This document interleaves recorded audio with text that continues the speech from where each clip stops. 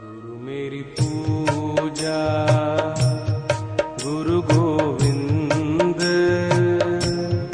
गुरु मेरा पार ब्रह्म गुरु भगवंत। गुरु मेरी पूजा गुरु गोविंद, गुरु मेरा पार ब्रह्म गुरु भगवंत। गुरु मेरी पूजा गुरु गोविंद, भगवान की गुरु कृपा मेरा है। पार। सभी सत्संगी लोग, जो लोग आज पहले दिन आ गए, सब पर भगवान की कृपा हो। और सत्य तो ये है, एक लाइन में अगर कहूं जीवन का सार, तो भगवान राम की कथा कथा है और बाकी सब दुनिया की बातें व्यथा है। बस इतना ही सार है अगर समझ सको तो। प्रभु की कथा तो कथा है और बाकी सब संसार व्यथा है। जो आपके पास आवेगा दो चार दुख की बात सुना देवेगा। अरे यार क्या बताऊं, इसके कारण दुखी हूं, अरे यार क्या बताऊं, इसके कारण दुखी हूं। संसार में जो मिलेगा आपको अपनी व्यथा की बात सुनावेगा, और उससे आप अपने दुख की बात बताना शुरू कर दो तो कहेगा अच्छा फिर बाद में मिलूंगा, कल मिलता हूं। फिर आपकी व्यथा की बात सुनने के लिए तैयार नहीं है। हर आदमी अपनी अपनी व्यथा को सुनाने के लिए तैयार है। ऐसे प्रभु की कथा में हमारा मन लगे, भगवान की कथा में हम लोग प्रवेश करें। वैसे लगभग जो हमारा पर्वतीय क्षेत्र है, हमारी उपासना का एक अलग अलग रूप है। जितना हमारा पर्वतीय क्षेत्र है पर्वत का, उसमें लगभग दो भगवान की बहुत ज्यादा उपासना होती है। एक भगवान शिव की और दूसरे माँ भगवती की। लगभग पर्वत के पहाड़ के एरिया में मैक्सिमम देखा जाएगा 80% 90% तो जो उपासना है वो या तो भगवान शिव के भक्त होंगे और या तो माँ भगवती के, जगत जननी माँ दुर्गा जी के भक्त होंगे। उनका अलग अलग नाम होगा, कहीं सुरकंडा देवी नाम होगा, कहीं कोई और नाम होगा, लेकिन माँ भगवती की उपासना होती है। बस जो पर्वत क्षेत्र से इधर चले आए, लगभग इधर चले आए, उन लोगों के चित्त में धीरे धीरे सत्संग श्रवण करते करते भागवत से, भगवान की राम कथा से थोड़ा स्नेह हो गया, प्रेम हो गया। है सब जगह पर है, वहां भी है, लेकिन अधिकतर तो वहां उपासना में दो भगवान शिव और मां भगवती की आराधना होती है। अब भगवान श्री राम की कथा क्या कहूं, कहां से शुरू करूं। सबसे पहले करने वाले, कथा सुनाने वाले तो हमारे भगवान शिव जी ही हैं। अब क्या कहा जाए, उनका नाम लिए बगैर तो कथा में प्रवेश ही कैसे हो सकता है। रचि महेश निज मानस रखा, आय समय शिवासन भाषा।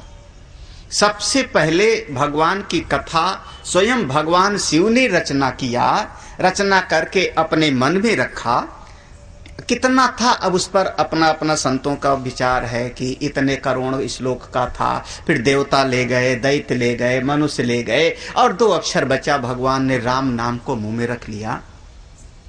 लेकिन सबसे पहले सतयुग में भगवान शिव ने भगवान राम की कथा का श्रवण कराया मां पार्वती को।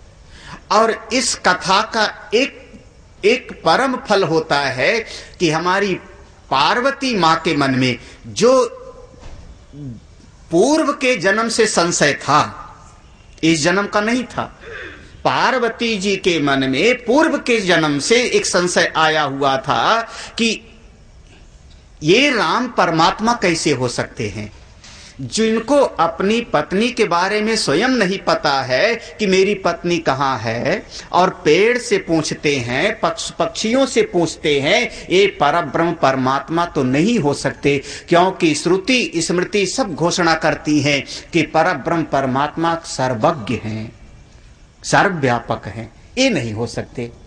ये पूर्व के जन्म का जो संशय था, इस जन्म में कथा सुनने के उपरांत मां पार्वती के भीतर का समस्त संदेह दूर हो जाता है। राम कथा सुंदर करतारी, संशय विहंग रावण हारी। अगर मन का संशय मिट जावे, समझना कथा ने हमको फल दे दिया। और अगर कोई संशय रह जावे, कोई संशय रह जाए, निश्चित समझना अभी हमको और कथा सुनना है, अभी पुनः पुनः श्रवण करना है। समय बीता, सतयुग गया। जब त्रेता युग आता है और त्रेता युग में स्वयं भगवान के समकालीन महर्षि हमारे वाल्मीकि भगवान प्रकट होते हैं। ये त्रेता युग में है और वाल्मीकि से स्वयं भगवान का संवाद हुआ है। स्वयं भगवान ने वाल्मीकि ऋषि से पूछा है, भगवान बताइए मैं कहां पर रहूं, मैं निवास कहां करूं। और वाल्मीकि ऋषि ने बड़े प्यार से कहा, आप तो कण कण में निवास करते हो, मैं कैसे बताऊं कि आप कहां रहो। आप वो जगह बता दो जहां आप ना हो, तो मैं कह दूं कि हाँ वहीं जाके रह जाओ। लेकिन भगवान मुस्कुरा पड़े, फिर लीला कैसे होगी। तब वाल्मीकि ऋषि ने 14 घर बताया भगवान को रहने के लिए। और अंत में जो भगवान की आखिरी लीला होती है, उसमें हमारी सीता जो जब अयोध्या से बाहर आती हैं, तो अंत में वाल्मीकि ऋषि के ही आश्रम में उनको आश्रय मिलता है। महाराज, श्रद्धा बहुत बड़ी चीज है।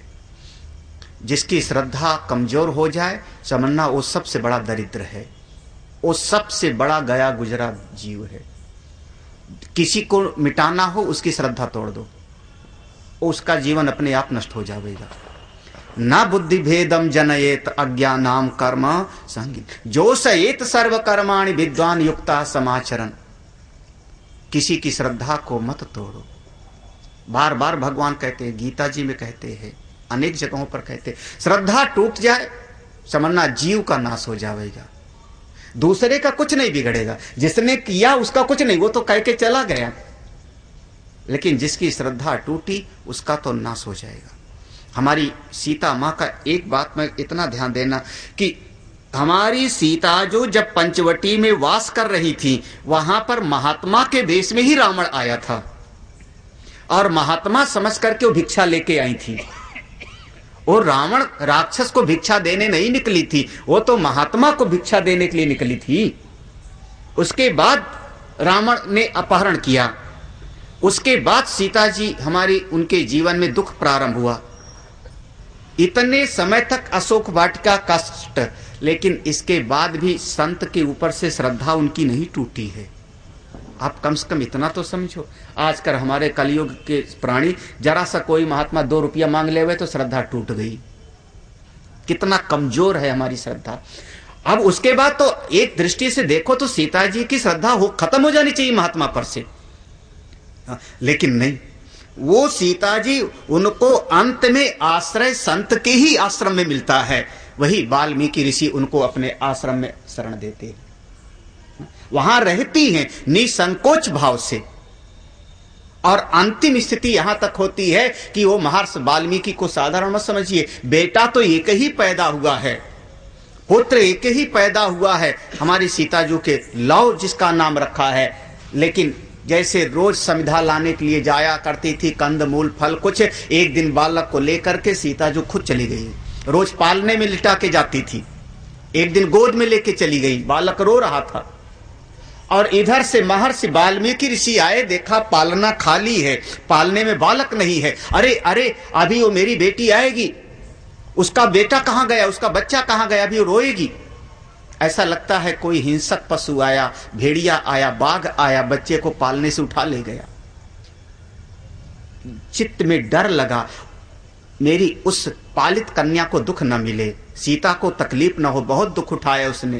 तब वो जल्दी से जो कुश है आसन का, उसी कुश से एक आकृति बनाई, रूप बनाया, और वो बना करके पालने में रख दिया। और पालने में रख करके जल ले करके अभिमंत्रित करके छींटा मारा और वो जीवित हो जाता है। और चेहरा मोहरा हूबहू ज्यों का त्यों, जैसे पहले का बच्चा वैसे। खेलने लगता है। कितना तपोबल रहा होगा। इस एक घटना से आप कम से कम इतना विचार करें। इधर हमारी सीताजू जब फल आदि लेके अपने बालक लव को लिए हुए आश्रम में आई तो देखा लिटा दूं अपने बच्चे को, तो पालने में दूसरा बच्चा लेटा है। अब दौड़ी दौड़ी गई महर्षि के पास में, भगवान वो पालने में दूसरा बच्चा लेटा है, वो कौन? अरे ऋषि तो समझ गए तुरंत क्या घटना हो गई, वो तो समझ गए। उन्होंने कहा बेटी वो भी तेरा ही बेटा है, उसको भी ले लो, उसका नाम है कुश। और इस तरीके से हमारी सीताजू के आप दो पुत्र कह सकते हो, लव और कुश। साधारण नहीं है। और वाल्मीकि ऋषि के मन में भाव आता है कि मैं भगवान राम की कथा करूं, क्योंकि बिना प्रभु की कथा किए महाराज वाणी हमारी पवित्र नहीं होगी। वाणी गुणानुकथने, कान से जब सुनते हैं हमारे कान पवित्र हुए, वाणी से प्रभु की कथा करते हैं वाणी पवित्र होती है। उन्होंने अपनी लेखनी उठाई और वो जब वर्णन करते हैं तो ऐतिहासिक रूप से अगर कोई खोज करना चाहे, रिसर्च करना चाहे तो ऐतिहासिक रूप से महर्षि वाल्मीकि ऋषि का लिखा हुआ वाल्मीकि रामायण आदि काव्य वो सबसे ज्यादा प्रमाणिक माना जाएगा। क्योंकि भाई प्रत्यक्षदर्शी जिसके जीवन में घटनाएं घटी है, हमारी सीताजू उन्हीं के आश्रम में रह रही हैं, घटनाएं तो उनके जीवन में घटी है ना। और अगर वाल्मीकि ऋषि लिख रहे हैं तो अगर गलत होता तो सीता जी टोक देती। और वाल्मीकि ऋषि ने जब पूरी रामायण की रचना कर दिया और उसके बाद रामायण की रचना करने के बाद सबसे पहले पढ़ाया है तो लव और कुश को पढ़ाया है वाल्मीकि रामायण, उन्हीं को गान करना सिखाया। वाल्मीकि रामायण के राम कथा के हमारे सबसे पहले प्रचारक हैं लव और कुश, ये प्रचारक हैं। और इस धरा पर अगर कहो, भगवान शंकर जी ने तो वहां पर रचा होगा कैलाश में, इस धरा पर अगर भगवान की कथा की रचना हुई तो सबसे पहले हमारे आदि कवि महर्षि वाल्मीकि रामायण। बिना इनका नाम लिए तो हम लोग आगे बढ़े कैसे रामायण। तब गोस्वामी जी भी वंदना किया, वंदे कवीश्वर कपीश्वरो, कवियों के भी ईश्वर कौन? महर्षि वाल्मीकि ऋषि। सबसे ज्यादा प्रमाणिक वही चीज माना जाता है। हाँ, ऐतिहासिक रूप से, साधना की दृष्टि से हमारा रामचरितमानस, लेकिन ऐतिहासिक रूप से क्या क्या घटनाएं हैं महर्षि वाल्मीकि का। उसके बाद समय बीता, त्रेता बीत गया, आ गया द्वापर। जब द्वापर आया, स्वयं भगवान के 24 अवतारों में से एक अवतार, ज्ञाना अवतार, चित शक्ति के अवतार भगवान वेदव्यास जी प्रकट हुए। उनके हृदय में भाव आया, ठीक है मैंने वेदों का संकलन किया, महाभारत की रचना कर दिया, 18 पुराणों की रचना कर दिया, ब्रह्मसूत्र की रचना कर दिया, वो सब ठीक है, लेकिन जब तक प्रभु श्री राम की कथा न करो तब तक चित्त में उतना आह्लाद आनंद आता ही नहीं। मैं भी भगवान की कथा लिखूं। महर्षि वेदव्यास जी ने जब भगवान की कथा लिखना शुरू किया तो स्वामी जी ने अभी उसका जिक्र किया, वहां से मुझको याद आ गया, नाम रखा अध्यात्म रामायण। महर्षि वेदव्यास पूरा का पूरा भगवान की कथा है। और कई बार जब हमने देखा तो जहां तक मेरी समझ आती है कि गोस्वामी जी महाराज हमारे भगवान वेदव्यास जी से बहुत ज्यादा प्रभावित हैं।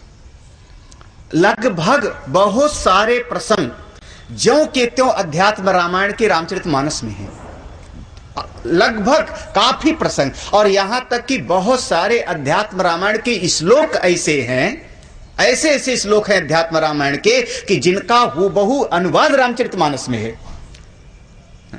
अभी स्वामी जी ने एक श्लोक पढ़ा था, सुखस्य दुखस्य कोपि न दाता, कोई सुख और दुख देने वाला नहीं, मैं करने वाला हूं ये भी वृथा अभिमान है।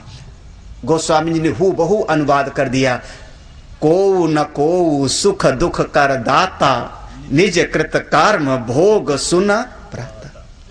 जो का त्यों बहुत सारे अध्यात्म रामायण से गोस्वामी जी बहुत ज्यादा प्रभावित हैं और बहुत सारे प्रसंग ज्यों के त्यों मिलते हैं। इसलिए नाम है अध्यात्म रामायण। साधना की दृष्टि से सटीक। समय बीता, देखो सतयुग में भगवान शिव जी ने, त्रेता में हमारे महर्षि वाल्मीकि ऋषि, द्वापर में भगवान वेदव्यास जी, समय आया कलयुग, और कलयुग में अभी बहुत ज्यादा समय नहीं हुआ, हमारे प्रकट होते हैं इसी धरा पर हमारे गोस्वामी तुलसी दास जी महाराज। एक बात तो समझ में आता है भाई, चाहे आपको बात सही लगे ना लगे, आपको जचे ना जचे, लेकिन एक बात लगता है कि जिन जिन महापुरुषों की साधना आगे बढ़ी, जिनको भी भगवान ने कभी दर्शन दिया, भगवान ने अपनाया, जिनको भी भगवान की कृपा प्राप्त हुई, जिनको मुक्ति प्राप्त हुई, उनके जीवन में शुरुआत में तकलीफें तो बहुत आई। फूलों की सैया पे बैठ करके कोई भगवान का दर्शन आज तक नहीं किया है, बताना आप। चाहे आप प्रहलाद की कथा सुन लो, चाहे ध्रुव की कथा सुन लो, चाहे सबरी की कथा सुन लो, चाहे हमारे भगवान जगत गुरु शंकराचार्य भगवान की जीवनी पढ़ लो, चाहे किसी की पढ़ लो, अगर परमात्मा मिले हैं तो जिसको परमात्मा ने अपनाया है उसको शुरुआत से ही रगड़ा बहुत है। हाँ, थोड़ा तकलीफ तो देते हैं, और तभी कभी कभी चित्त में बड़ा प्रेम उमड़ता है कि जब जीव के जीवन में थोड़ी तकलीफ आने लगे ना, तो समझना भगवान अब हम पर थोड़ी करुणा दृष्टि बढ़ा रहे हैं, अपनाना तैयार कर रहे हैं। और संत लोग बड़े प्यार से कहते हैं, माया की कृपा है कि आपका धन बढ़ जाएगा। धन बढ़ा यानी लक्ष्मी की कृपा, धन बढ़ा लक्ष्मी की कृपा। आज स्वामी जी सवेरे कह रहे थे, आज सवेरे कह रहे थे कि इतने सत्संगी हो लेकिन धनतेरस के दिन कोई नहीं आया। आज सवेरे में सुना धनतेरस, तो स्वामी ने खुद उसका उत्तर दिया, क्यों नहीं आए उसका भी मतलब है क्योंकि धनतेरस के दिन लक्ष्मी जी को बुलाना है, महाराज सत्संग तो रोजे होता रहता है उस दिन तो धन अगर मेरा थोड़ा बढ़ गया तो लक्ष्मी जी की कृपा है, सम्मान बढ़ गया, पद बढ़ गया, प्रतिष्ठा बढ़ गई, माया की कृपा है।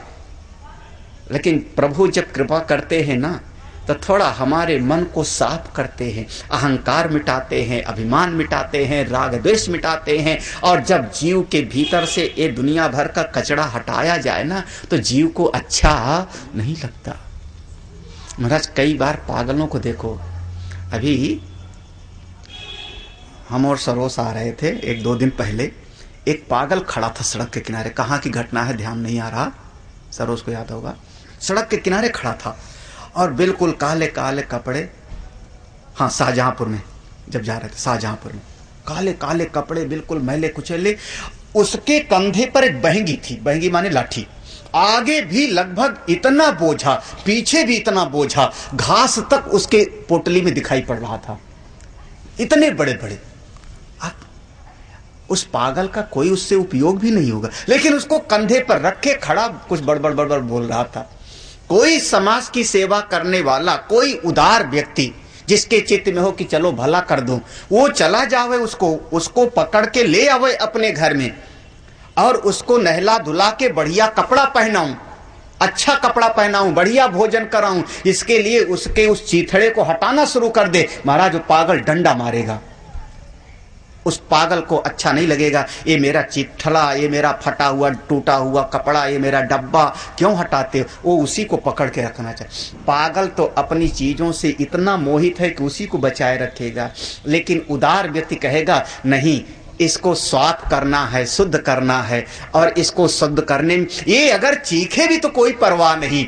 ऐसे प्रभु अपने भक्तों के साथ करते हैं, क्योंकि जीव तो है पागल, हम सब पागल हैं। वो पोटरी वो वहां शाहजहांपुर में नहीं, हम लोग लखनऊ में बहंगी लिए घूम रहे हैं, हाँ खड़े हैं, ओ दुनिया भर का न जाने कितना कितना राग द्वेष ममता मोह आसक्त काम क्रोध लोभ मोह सब का सब पोटली बांधे बिल्कुल तैयार है। स्वामी जी जरा सा मेरे अहंकार को छूना मत। हाँ महाराज ये अहंकार नासूर है, अहंकार अति दुखद डमरुआ। याद करो जैसे फोड़ा होता है कहीं पर, भगवान न करे किसी को होवे, लेकिन फोड़ा हो जावे तो आदमी उसको बड़ा प्यार से संभालता है। हाँ, पाँव को कस के मलेगा और उसको नहाते समय भी वो फोड़ा हो गए उसको हमेशा, और यहां तक कि सड़क पर चलेगा तो उसको संभाल करके, क्योंकि जरा सा छू जावेगा तो हमको दुखेगा। और जो भाई बहन होंगे ना, छोटे अनुभव करना, भाई बहन उंगली दुखाऊं महाराज, क्या जीवन की घटना है। ऐसे अहंकार अभिमान फोड़े के जैसा होता है। संत भगवान डॉक्टर के जैसे कहते हैं बस ऑपरेशन करने के लिए तैयार हूं, और जीव उसको, बस वो स्थिति होती है। भगवान कम से कम मेरी समझ में तो इतना आता है कि प्रभु जिसको भी मिलते हैं अपनाते हैं, उसको थोड़ा सा साफ सुथरा तो करते हैं। घबराना मत इसमें घबरा गए। देश त्यागो महान व्याधि विरोधो बंधु वीसा, धन हानि अपमानम चा मद अनुग्रह लक्षण। ये भगवान की खास कृपा के 5 लक्षण हैं। भगवान की बहुत विशेष कृपा के 5 लक्षण। देश त्यागो महान व्याधि विरोधो बंधु वीसा, धन हानि अपमानम चा मद अनुग्रह लक्षण। अब मैं इसका व्याख्या नहीं करूंगा, आज पहला दिन है। लेकिन ये भगवान की विशेष कृपा के 5 पहचान है। गोस्वामी तुलसीदास जी के जीवन में दिखाई पड़ता है, अन्यान संतों के जीवन में भी दिखाई पड़ता है, सभी संतों के जीवन में दिखाई पड़ता है। ये मत समझना कि हाँ, इसलिए भगवान अगर कभी जीवन सफलता मिले भगवान की कृपा है, और असफलता मिले तो समझना भगवान की विशेष कृपा है, अतिशय कृपा है। घबराओ, क्योंकि उसी समय तो प्रभु आपको अपनाने के लिए तैयार हैं। और जीवन से कम गोस्वामी तुलसीदास जी का जीवन कैसा रहा होगा, सब लोग कथा सुनते हो। बचपन से माँ बाप से अलग होते हैं, जिसने पाला पोसा उससे भी अलग बिछड़ना पड़ता है। कहाँ सूकर खेत में उनको संत मिल गए, नरहरि दास, उन्होंने दीक्षा दिया। बचपन का नाम है राम बोला, लेकिन नरहरि दास ने दीक्षा दे दिया, तब कह दिया आज से तुम्हारा नाम, मेरा नाम नरहरि दास, तो तुम्हारा नाम तुलसी दास। उसके बाद नरहरि दास के बहुत घनिष्ठ मित्र हैं, बहुत ही विद्वान काशी में, जिनका नाम है गोस्वामी से सनातन भगवान। उनके पास भेजा। ये बच्चे की बुद्धि बहुत प्रखर है, बहुत प्रज्ञावान है। नारायण दास ने कहा तू बनारस चला जा, वहां से शिक्षा प्राप्त करके आ। वाराणसी में शेष सनातन गोस्वामी जी के पास जाकर के उन्होंने वेद वेदांत सबका अध्ययन किया। उसके बाद वहां से वापस आते हैं, और जब वापस आते हैं तो अपने नाम के साथ एक और उनकी पदवी जुड़ गई, गोस्वामी तुलसी दास। नरहरि दास ने नाम रखा था तुलसीदास, और गोस्वामी शेष सनातन से हो गया गोस्वामी तुलसी दास। फिर पुनः वापस आए, लेकिन तब तक गुरुदेव ब्रह्मलीन हो चुके थे। गुरुदेव का शरीर ब्रह्मलीन दोबारा उनका नहीं मिला था। और उसके बाद फिर तुलसीदास जी अपने कथा जा करके सुनाने लगे अपने गांव में। वही तो जगह रह गई वहां से, काशी से आने के बाद राजापुर नाम के गांव में। और उसके बाद घटना होती कि कथा में वो कन्या और उसके पिता आया करते थे, और बातचीत होकर के उनका विवाह हो जाता है। वो सारी कथा आप लोगों को पता है, अच्छी तरह से जानते हो। ये सब घटनाएं लगभग 20-25 वर्ष के अंदर ही होंगी, लगभग में, क्योंकि 4-5 साल के थे तो नरहरि दास मिले थे। नरहरि दास के पास 2-3 साल रहे। उसके बाद 12 साल उन्होंने काशी में अध्ययन किया। आप लोग हिसाब लगा लेना, लगभग 20-25 वर्ष के अंदर की घटनाएं हैं ये सब, इतने अंदर की। उसके बाद जब गोस्वामी जी निकल पड़ते हैं साधना के लिए, इतस्ततः कभी यहाँ पर कभी वहां पर, इस तीर्थ में उस तीर्थ में चिंतन करते, साधना करते, उनका बहुत समय बीतता है। और हमारे मिलते हैं, वैसे माना जाता है कि उनको पहले प्रेत का दर्शन होता है। हाँ, एक प्रेत का दर्शन हुआ, और प्रेत ने कहा मैं तुमसे बड़ा प्रसन्न हूं, क्या चाहिए? अरे भैया, कभी कभी समझदार व्यक्ति तो प्रेतों से भी काम बना लेवे। और ना समझ आदमी तो भगवान से भी अपने बिगाड़ कर ले हुए भस्मासुर जैसे। क्या चाहिए तुमको? गोस्वामी जी कहते हैं प्रभु का दर्शन चाहिए। दुनिया को देख लिया बहुत है, भगवान का दर्शन करना है। प्रेत ने कहा क्या चाहते हो आप मुझसे? अगर भगवान का दर्शन करा सकता होता तो मैं प्रेत क्यों होता? मैं खुद प्रेत हूं और आप हमसे कहते हो भगवान का दर्शन करा दो, मेरे बस में नहीं है।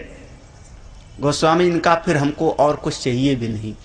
तो उसने तरीका बताया, प्रेत ने तरीका बताया, आप ऐसा करो जहां सत्संग होता है वहां चले जाओ, वहां तुमको हनुमान जी मिलेंगे। क्योंकि यत्र यत्र रघुनाथ कीर्तनम, जब जब भगवान की कथा होगी तब तब हनुमान जी महाराज विराजमान होते हैं। हनुमान जी के चरण पकड़ लेना, वही मिला सकते हैं। पहचानूंगा कैसे? पहचान बताया था, प्रेत ने पहचान बताया था। प्रेत कभी मिला नहीं था हनुमान जी से, पहचान बताया। बस वहां पर जब जाओगे तो देखना सबसे पहले जो आया होगा पंडाल में, सबसे पहले आया होगा, और सबके बाद में जो उठेगा समझ लेना वही हनुमान जी हैं।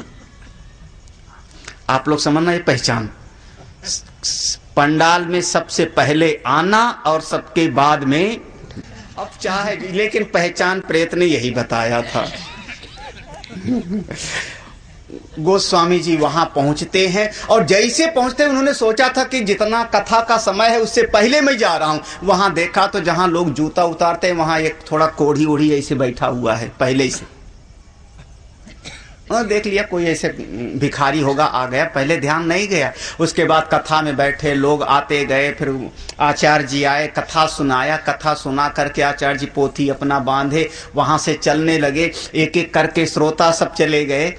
अब ये गोस्वामी जी बैठे देखें, अब दो ही रह गए, एक ये, हाँ, वो जूते के पास बैठा हुआ कोढ़ी, वो देखता है कि ये उठ के जावे तो मैं जाऊं, और ये देखते हैं कि नहीं नहीं, आखिर में बस यही बच रहे हैं, वो तो कोई हो नहीं सकता। भले शरीर कैसे हो गए। हाँ, अब इतना तो विवेक जगी गया था। 12 साल काशी में पढ़ के आए हैं, साधारण नहीं है, वेद वेदांत के अच्छे विद्वान हैं। तब जाकर के उनके चरण पकड़ लेते हैं। पहले तो झिटका, नहीं नहीं छोड़ो मेरे पांव को। बोले नहीं, मैं पहचान गया, आप स्वयं हमारे हनुमान जी महाराज हो, आप मुझको भगवान का दर्शन करा दो। और उसके बाद हनुमान जी ने कहा ठीक है, करा दूंगा, बिल्कुल करा दूंगा। और 2 बार उनको कराते हैं। पहली बार तो उनके सामने से चले जाते हैं, पहचाना नहीं है। उसके बाद दूसरी बार कहा चित्रकूट चलिए। चित्रकूट में चंदन घिसते हैं और तब माना गया कि तोता का रूप धारण करके हनुमान जी ने कहा चित्रकूट के घाट पर भाई संतन की भीड़, तुलसीदास चंदन घिसे, तिलक दे रघुवीर। तब पहचाना, भगवान का दर्शन हुआ। बिना हनुमान जी की कृपा के प्रभु को कौन मिला हुए महाराज। इसीलिए तो हनुमान, राम दुआरे तुम रखवारे, प्रभु आप ऐसी करुणा करें, हम सब जीवन की साधना आगे बढ़े। हनुमान जी महाराज ने दर्शन कराया। ये सब मेरे समझ में 25-30 साल के भीतर ही सब हो गया। तुलसीदास जी का 40 साल के भीतर भगवान का दर्शन भी हो। उसके बाद जब प्रभु का दर्शन हो गया, उसी भाव में रमण करते हुए कभी यहां कभी तीर्थ में, दूसरे तीर्थ में, और धीरे धीरे अब इन्होंने एक एक ग्रंथ लिखना शुरू किया। और गोस्वामी तुलसीदास जी का सबसे पहला ग्रंथ जिसका नाम रखा वैराग्य सांदीपनी, बहुत बढ़िया ग्रंथ वैराग्य सांदीपनी, ये इनका पहला ग्रंथ है। कभी गीता प्रेस से छपा है, दोहा में है, 1-2 रुपए में मिलता है।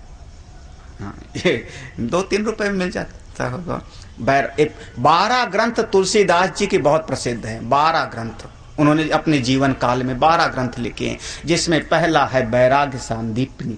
उसके बाद फिर समय समय पर कभी उन्होंने रामलला नछहु लिखा, कभी दूसरा कवितावली लिखा। किसी समय पर उन्होंने हनुमान जी की महिमा में एक ग्रंथ लिख दिया जो लगभग हमारे सनातन धर्म में सबको याद है, जय हनुमान ज्ञान गुण सागर जय कपि, हनुमान चालीसा भी उसी में माना जाएगा। किसी समय में उनकी भुजाओं में दर्द होने लगा। आजकल होते तो कहते ईसीजी कराओ, लगता है हाथ में दर्द माने हार्ट अटैक होने वाला है। गोस्वामी जी ने हनुमान जी की प्रार्थना किया, नाम रखा ग्रंथ का हनुमान बाहुक, हनुमान बाहुक, और वो ग्रंथ बहुत प्रसिद्ध हुआ।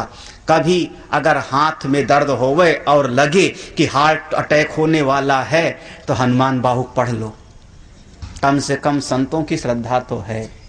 हाँ, हनुमान बाहुक। और गोस्वामी जी एक एक करके लिखते चले जाते हैं और धीरे धीरे गोस्वामी जी के शरीर की आयु, लगभग गोस्वामी जी के शरीर की आयु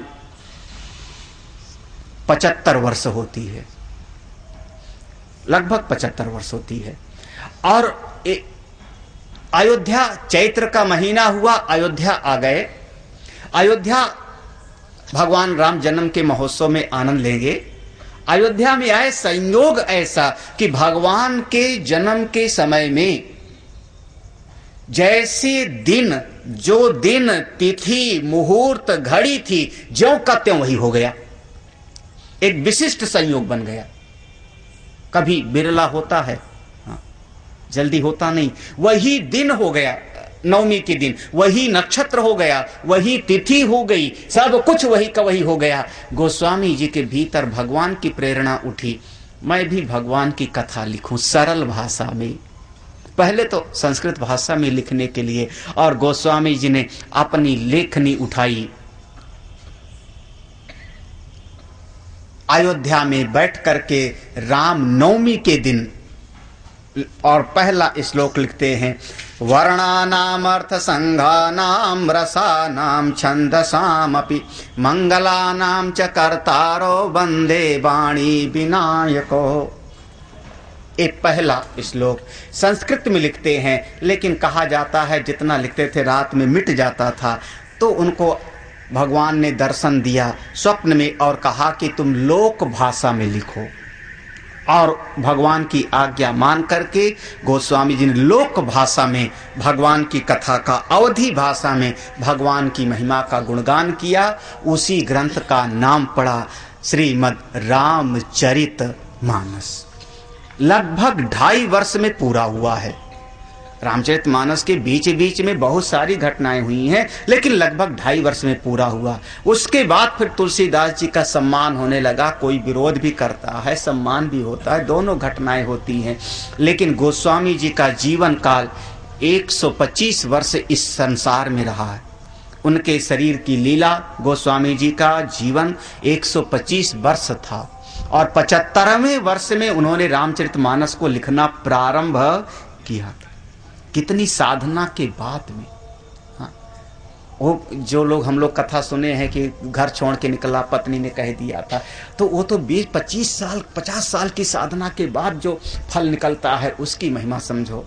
और तब गोस्वामी जी जब लिखते हैं तो एक उनके चित्त में भाव बहुत गहरे बैठा हुआ है, बहुत हृदय में बैठा हुआ है कि मैं तो एक बालक था, माँ बाप का प्यार नहीं मिला, हमको समाज ने तिरस्कार किया, जिस गली में जाता था उसी गली से हटो हटो, अशुभ बालक है, अशुभ बालक है।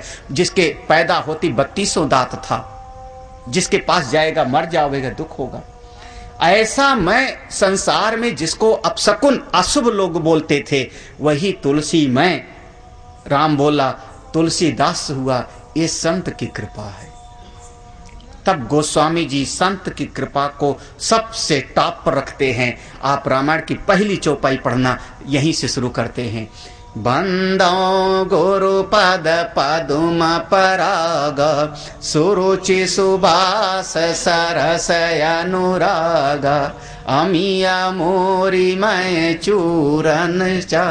देखो, बंदो गुरु पद होना चाहिए था। पहले भगवान राम चौपाई का प्रारंभ कर रहे हैं, तो उन्होंने कहा नहीं, सोरठा में मैंने कर दिया, सोरठा में मैंने गणेश जी की वंदना कर दिया, शंकर जी की वंदना कर दिया, राम जी की वंदना कर दिया, सोरठा में तो गुरु जी की वंदना कर दिया। बंदो गुरुपद कंज कृपा सिंधु। तो चौपाई के जब शुरू कर रहे तब बोले नहीं, मेरी नजर में तो सबसे ज्यादा श्रेष्ठ मेरे गुरुदेव बंदो गुरुपद। हमारा एक कथा है ना, भगवान की कथा करने जा रहे हैं ना, भगवान की कथा में एक जड़ी बूटी लेके जाओ, तब तो सारे दोषों का समन हो जाएगा। और नहीं तो कथा के 4 बाधक माने जाते हैं। भगवान की कथा में, प्रभु की कथा में, सत्संग में अगर कोई जाना चाहे तो 4 उसके ऐसी चीजें हैं जो हमको कथा सुनना देना नहीं चाहते, बाधक हैं। पहली बाधा को कहा जाता है पाप जन्य बाधा। कभी किसी के जीवन में, पूर्व के जीवन में और इस वर्तमान के भी जीवन में बहुत ज्यादा जब पाप होते हैं तो वो पाप भगवान की कथा को सुनने नहीं देते। तुलसी पूरब के पाप से हरि चर्चा ना, तुलसी पूरब के पाप से। और कहीं भूले भटके कभी आ भी जावे, जानव जूड़ी आई। कभी भूले भटके आ भी गया सत्संग में तो लगता है कहां फंस गया, जैसे बुखार झेलना पड़ता है। फिर ऐसे 1-2 घंटा महात्मा का सत्संग झेलता है आदमी। अरे पाप जब जीव के बढ़ जाते हैं। और दूसरी बात सुनो, पाप का फल है दुख। पाप का फल दुख है। जब जीव को थोड़ा दुख ज्यादा मिलेगा तब भी भगवान से उसकी लड़ाई हो जाती है। इस समाज में बहुत देखा जाता है, जब शरीर को दुख मिले, अरे अब हमारे पेट में दर्द होने लगे, कमर में दर्द होने लगे, और कोई कहे सत्संग में चलो, क्या चलूं, बैठ ही नहीं पाऊंगा, क्या चलूं, अगर बैठ गया सत्संग में तो ये सिर दर्द याद आवेगा। तो ये पाप का फल दुख है, और ये दुख भी हमको सत्संग से दूर कर देते हैं। पाप तो दूर करता ही करता है। कम से कम इतना समझना कि चाहे जितना कभी कभी किसी एक घर को टारगेट बना लो, इस घर वाले को सत्संग में लाई के छोड़ना है।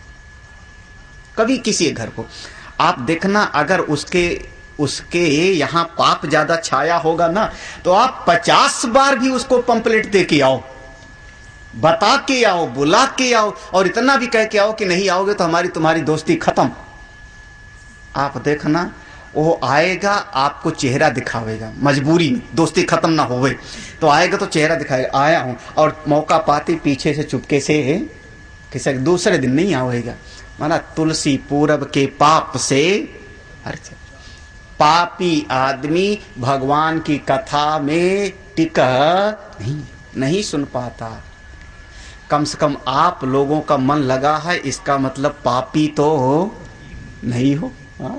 जहाँ कथा होगा वहीं चले जाओगे, जहाँ सत्संग होगा भगवान की चर्चा वहीं मेरा मन लग जाता है, इसका मतलब पापी नहीं हो, तो पुण्यात्मा हो। अरे दूसरी बाधा का नाम है पुण्यजन बाधा। पुण्यजन बाधा, महाराज अगर किसी के जीवन में बहुत पुण्य होता है तो वो भी भगवान की कथा से हमको दूर ले जाता है। पुण्य भी भगवान की कथा को सुनने नहीं देता। बड़ा विरोध हो गया। अरे महाराज ये बात कैसी हुई? बोले रामचरितमानस में लिखा है पुण्य पुंज बिनु मिलहि ना संता। जब पुण्यों की पूंजी होती है तभी तो संत मिलते हैं, तभी तो सत्संग मिलते हैं। आप कैसे कहते हो कि पुण्य मिलता है तो कथा छूट जाती है?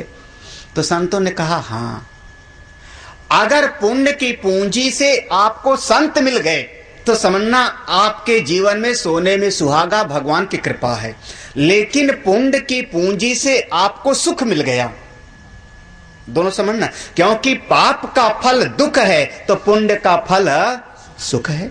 जब पुण्य की पूंजी से आपको सुख मिलने लगता है तो भगवान की कथा फिर हमको अच्छी ही नहीं। पुण्य की पूंजी लेकर के तो सारे देवता बनते हैं, 100 यज्ञ करते हैं, तब इंद्र बना होगा, न जाने कितना त्याग तब किया होगा, तब देवता की पदवी पाया होगा। ये जितने देवता लोग हैं, किसी देवता के बारे में आप बताना कि सत्संग सुनने गया हो देवता? सिंहासन पर बैठा होगा, नाचा गाना सब होता रहता है। जब कोई दैत्य बढ़े और मार मुदगर के भगा देवे तब भगवान की याद देवताओं को आती, उसके पहले नहीं। पुण्य की पूंजी से अगर सुख मिला लोग कहते हैं भगवान की बड़ी कृपा है, सब सुख ठीक ठाक है। सब ठीक ठाक है तो सत्संग में फिर तुम नहीं आओगे। महाराज अगर दुनिया में सब ठीक ठाक होता तो भगवान के मंदिर सूने रह जाते। ये तो प्रभु की बड़ी कृपा है कि भगवान ऐसी करुणा की है कि सब ठीक ठाक होने ही नहीं देंगे। आप 8 दरवाजा ठीक कर लो तो 9वां दरवाजा भगवान खराब कर देंगे। देख लेना आप जीवन, एक ना एक तरफ से भगवान ऐसा सप्लाई करते रहते हैं दुख की। हाँ, ये इधर ठीक कर लिया, कोई बात नहीं, बड़ी मेहनत किया तुमने, यहां से शुरू। ये ठीक कर लिया, यहां से शुरू। क्योंकि जीव को अगर ये थोड़ा बहुत मिले ना तो भगवान के मंदिर में, सत्संग में फिर ये जीव जल्दी ही जाए। बहुत पुण्य से सुख मिल जाता है तो सुख भोगी हो जाता है, सुख अभिलाषी हो जाता है, उसी सुख में डूब जाता है और तब भी वो सत्संग की तरफ नहीं आता। लगभग पुण्य की पूंजी से संत मिल जाए, समझना ईश्वर की कृपा है, फिर तो आपका बेड़ा पार है। हाँ। 2 बाधा हो गई, पाप की, और तीसरी बाधा बड़ी खतरनाक है। हाँ। रक्षा करें प्रभु, उसका नाम है अपराध जन्य बाधा। एक कथा में नहीं टिकने, कभी कभी हमसे कोई गलती हो जाती, अपराध हो जाता है। ये अपराध में तो श्रीमद रूप गोस्वामी अपने ग्रंथ भक्ति रसामृत सिंधु में बड़ा लंबा चौड़ा वो समझाते हैं कितना कैसे होता है। तो उन्होंने कहते हैं लगभग 4 प्रकार का अपराध होता है, लगभग 4 प्रकार का। भगवान के प्रति, शास्त्र के प्रति, संत के प्रति और अपने समाज में श्रेष्ठ जनों के प्रति, माता पिता आदि के प्रति। लगभग यही, भगवान के प्रति हो गया, भगवत अपराध हो गया, शास्त्र का हो गया थोड़ा अनादर, शास्त्र अपराध हो गया, संत के प्रति हो गया और अपने श्रेष्ठ गुरुजनों के प्रति हो गया परिवार में। इन्हीं 4 के फिर 4 भेद हो जाएंगे तो 16 हो जाएगा, फिर उनके 4 भेद हो जाएंगे तो 64 हो जाएगा। तो लगभग 64 प्रकार के अपराधों की गिनती की गई है। आपको अगर पूरा पढ़ लो एक बार ना, एक बार देख लो तो लगेगा हाय हाय, इसी कारण से तो ये ज्ञान टिकता नहीं हमारे भीतर। अरे 2-4 हाँ। भगवान के मंदिर में खड़े होकर के बगल की कोई फोटो तस्वीर को देखना भगवत अपराध है। समझना, भगवान के पास खड़े होकर के भगवान के श्रृंगार को देखना भगवत अपराध है। आज भगवान का फूल बंगला कितना सुंदर बना है, गए होंगे बांके बिहारी, हाँ देखा होगा फूल बंगला, जरूर देखा होगा, रही नहीं मान नहीं सकता ना देखा।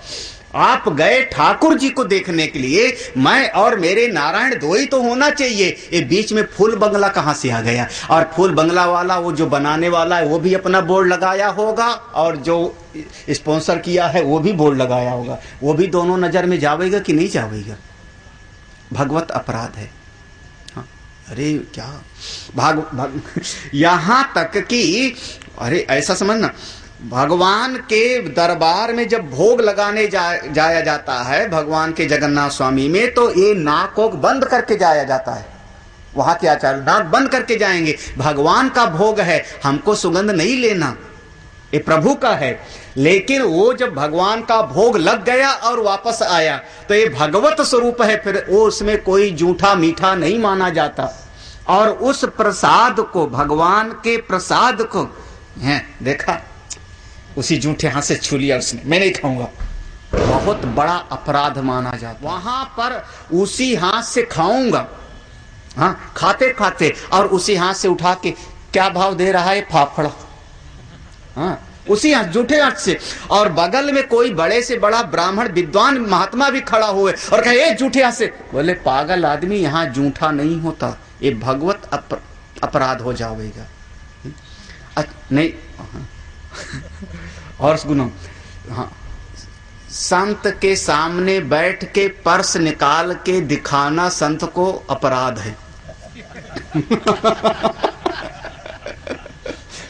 हाँ अब और गिनो, संत के सामने मोबाइल निकाल के रख देना ये भी एक 64 गिनाने लगूंगा तो गड़बड़ा जाओगे फिर।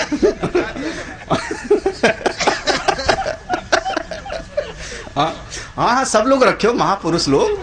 हाँ, आप ही लोग नहीं, कुछ लोग सामने रखे हैं, कुछ लोग रखे हुए हैं, सब रखे हुए हैं, इसमें किसी के पास ऐसा थोड़े। ये भी एक अपराध है।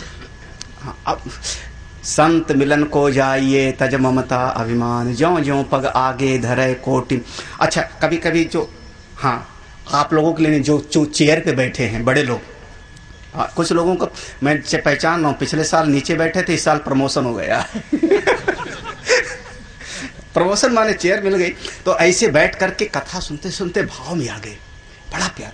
प्रभु राम चित्रकूट पहुंचे, भरत जी आए अब मिलने के लिए, और उसी हिलता है पाँव, हिला है, मैंने अभी पीछे देखा किसी का हिल रहा था। ये भी एक अपराध में गिनती है। ये भी एक अपराध में गिनती है। 64 गिनाने लगो तो परेशान हो जाओगे।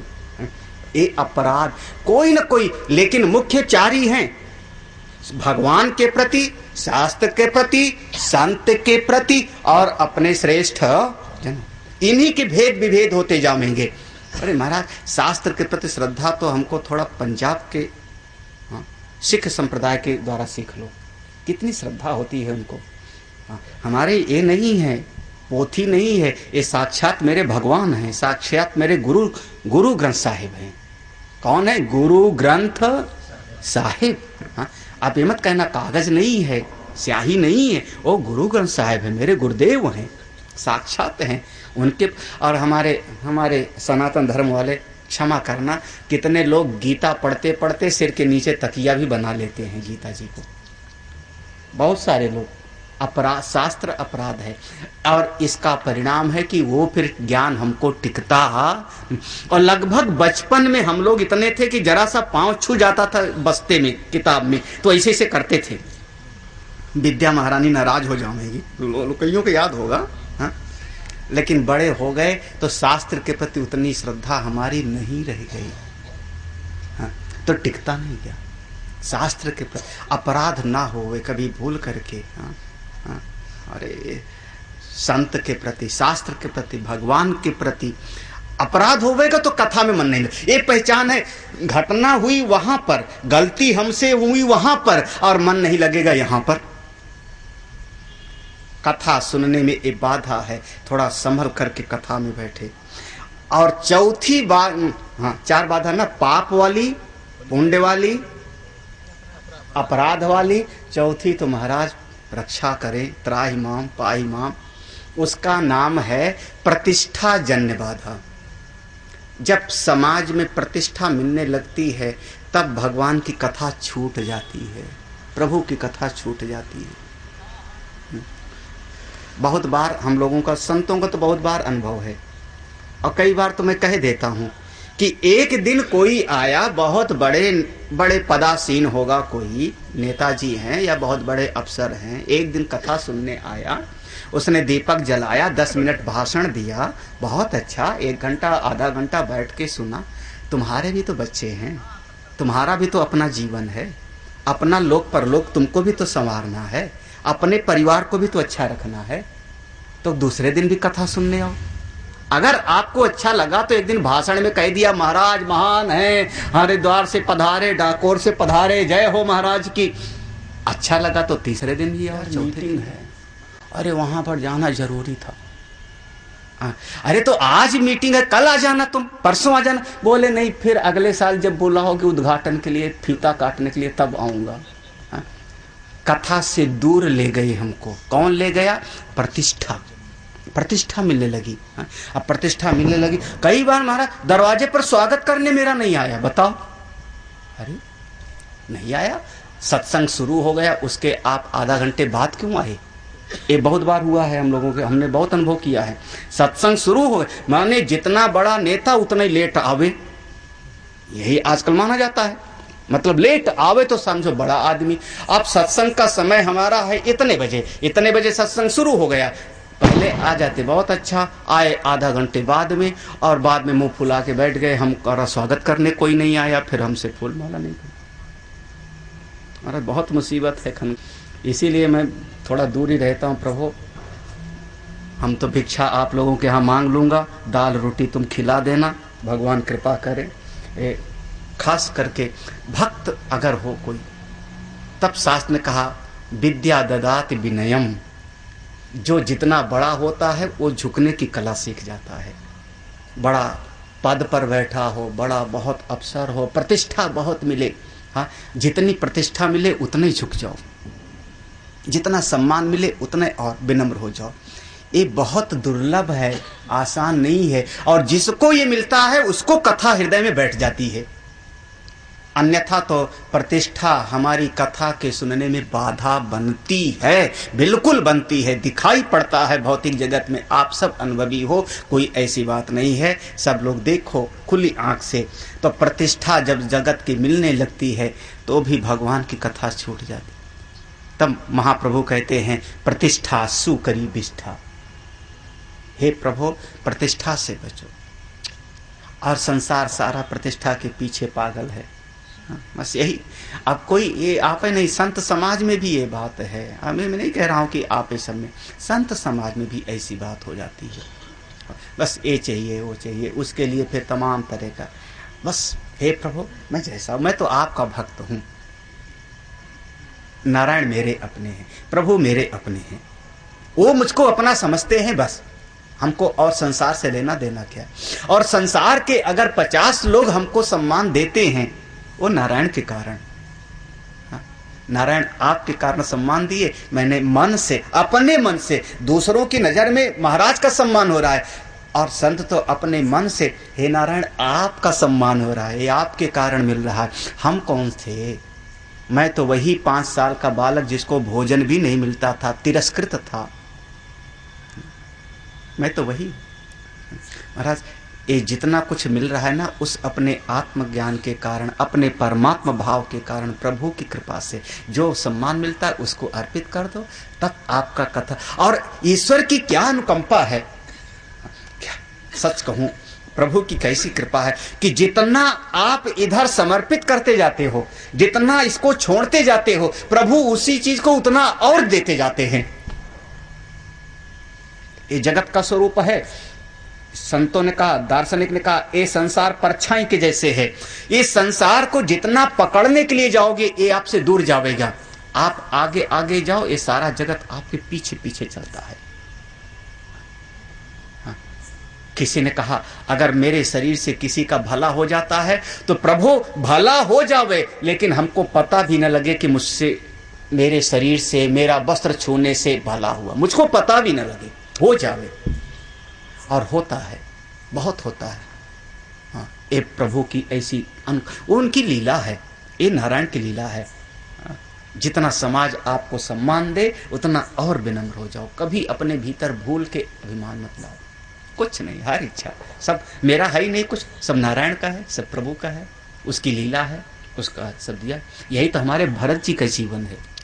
यही साम्राज्य मिल रहा है, चक्रवर्ती साम्राज्य मिल रहा है, और उस समय और विनम्र। जमीन पर मेरे प्रभु सोते हैं तो मैं जमीन से 4 फुट और गड्ढा खोद के नीचे सोऊंगा। कितनी विनम्रता। जबकि देखा जाए तो भारतवर्ष में उस समय अयोध्या के सम्राट भरत जी हैं, माना तो शासन भरत जी चला रहे हैं, लेकिन भीतर से विनम्रता इतनी। महाराज रामचरितमानस का एक सूत्र में अगर मैं नाम लूं कि एक लाइन में उपदेश है तो त्याग करो। मैं एक शब्द कह सकता हूं, पूरे रामायण का एक लाइन में उपदेश, त्याग करो। जितना जो त्यागता है उतने आप आगे बढ़ जाओगे। हाँ, त्याग ही सूत्र है। जब पकड़ के रखना चाहोगे तो आपका कैकेयी जैसा जीवन हो जाओगे, जीवन पर्यंत दुख दुख। जो त्यागता है, और त्याग में तो यहां प्रतिस्पर्धा है। किसका त्याग बड़ा, हिसाब लगा लो। राम जी का त्याग बड़ा, सीता जी का त्याग बड़ा, लक्ष्मण जी का त्याग बड़ा, क्योंकि लक्ष्मण जी के लिए तो वनवास मांगा ही नहीं था। लक्ष्मण जी के लिए, चलो सीता जी गई राम जी के साथ, उनकी अर्धांगनी है, आधे सुख दुख की साथनी है, जाओ आप। लक्ष्मण क्यों गए? फिर उर्मिला का त्याग कम है क्या? फिर भरत जी का त्याग कम है क्या? और यहां तक कि सबसे ज्यादा जीव अपने प्राणों से प्रेम करता है। आत्मनस्तु कामाय सर्वम प्रियम भवत। और दशरथ जी ने अपने प्राणों का भी त्याग किया। किसका त्याग कितना है आप हिसाब लगाते जाओ। जिसने जीवन में त्यागा है वही आगे बढ़ा है। रामचरितमानस का एक सूत्र अगर पकड़ सको तो जीवन में त्याग हो, त्याग जितना त्याग सकते हो। क्या मैं ये नहीं कर रहा हूं, धन का त्याग, वस्त्र का त्याग, वस्तु का त्याग, ममता का त्याग, आसक्ति का त्याग, अहंकार का त्याग, अभिमान का त्याग। त्याग में ही, हाँ स्वामी जी ने भी पढ़ा था, न कर्मणा न प्रजया धनेन त्यागेन एकेन अमृतत्वम आनशो।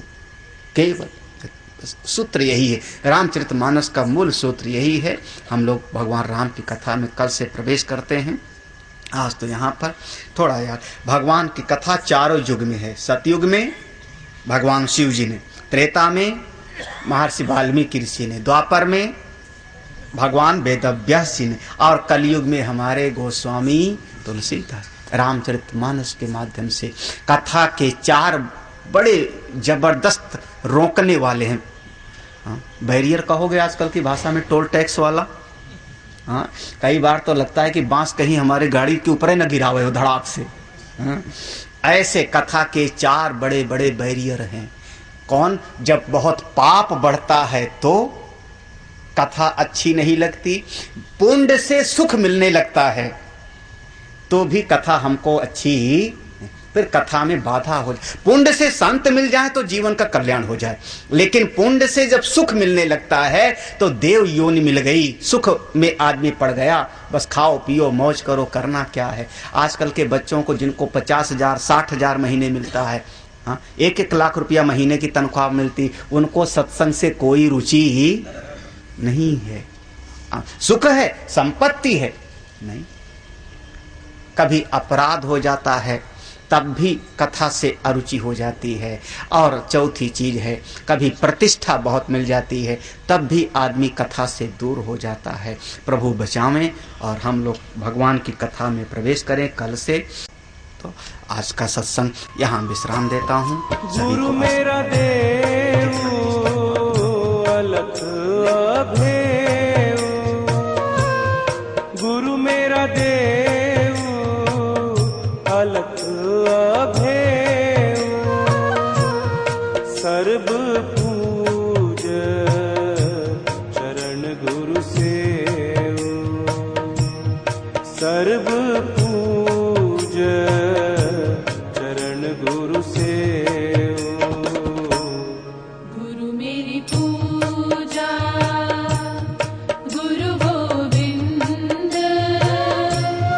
गुरु मेरा पार ब्रह्म गुरु भगवंत। गुरु मेरी पूजा गुरु गोविंद, गुरु मेरा पार ब्रह्म गुरु भगवंत।